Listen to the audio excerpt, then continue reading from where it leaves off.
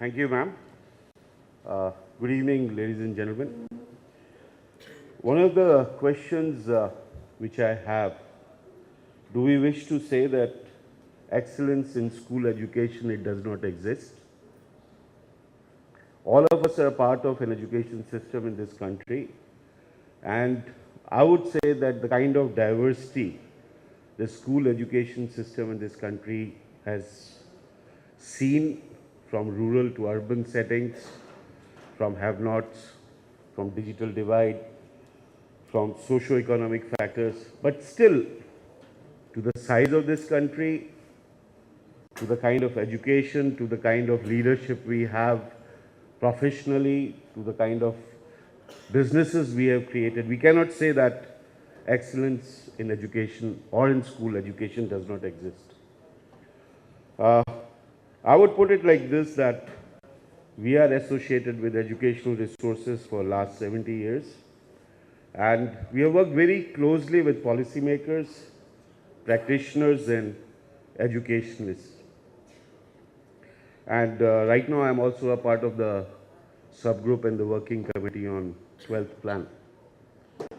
I would put it like this, that as far as the transformation goes, transformation is a natural, progressive step in life. The way our teachers used to teach us and the way the new generation of teachers, they teach, is totally different, because over the time people have evolved.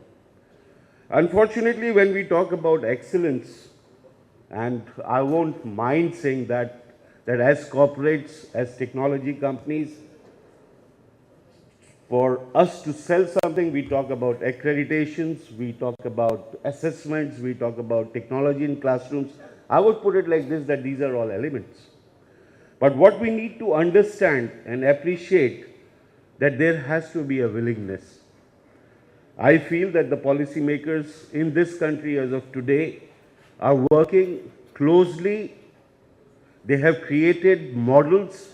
If you look at your Kendriya Vidyalayas and Navodaya Vidyalayas, these are the models which are moving towards excellence. We talked about collaborative learning, and I say that Sahoday's initiative by the CBSE is a step forward in that direction. We talk about teacher training, the kind of work Intel has done. They initiated the whole thing and the Microsoft took it forward. I think that is an opportunity for the India. What we need to understand and what we need to appreciate, that in a country of our size, excellence cannot be mass produced. Yes, quality is something which we can look for. Uniformity in education, same standards, that is something which we can look for. But excellence can only come when we have a clear-cut school philosophy at individual school level. I went to a school which was started in 1930s, and when that school was started, it was a residential school with a very clear-cut understanding that it will be an Indian Gurukul. You will always touch feet of your teacher. You will always call your senior Bhai Sahab. And that tradition continues in that school even today. So I would put it like this, that if we need to create centers of excellence, what we need to do is first treat the teacher with respect. Just to share some observations. A principal in a Delhi school walks into a staff room. Every teacher stands up, and that is demanded of that teacher. You are sitting in a group where you are supposed to discuss and brainstorm on a policy. They are senior educationalists who have done work in their life, who have reached a level, they are PhDs, they are Doctor of Science, 75 years old, 80 years old, who want to bring wisdom on the table. They want to collectively work with you. A Joint Secretary to Government of India walks in, everyone stands up.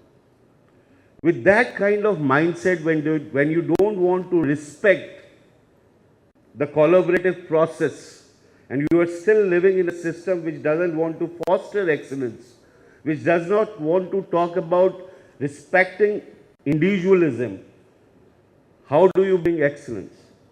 I think the solution is that all the stakeholders have to work closely. We have to pick up role models. We have to pick best practices and then try to, what I would say, create a blueprint. We may not get excellence all over, but I think we can get uniformity and we can get a better access. Thank you very much.